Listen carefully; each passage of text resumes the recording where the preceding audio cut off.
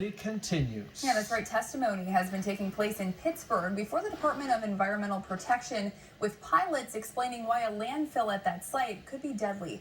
Our Janet Rogers explains why. In Grove City, Tri-County Waste and Recycling Removal Services wants a permit to build a landfill.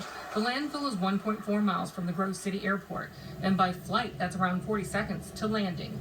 The problem is landfills attract birds, and that can cause engine failure, a dangerous or deadly situation for pilots, passengers, and people.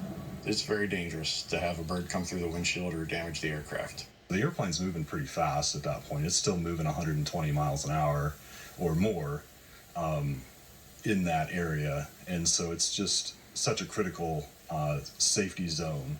Stephen Shields, director of aviation for a private company, testified last week in Pittsburgh about the dangers this landfill location could cause since it directly affects takeoff and landing. And that's the most critical time for any pilot. There's so much that happens right then and there. And if anything were to happen to the power, the engines, obviously that wouldn't be safe. Troy Shear, owner of Mission Aeronautics Flight School at that airport, says if something happens due to the landfill location, there would be little time to recover. You're passing pretty much right over the top of that landfill as it is. So with the birds and everything, and you're already descending, pattern altitude's only 1,000 feet above the ground.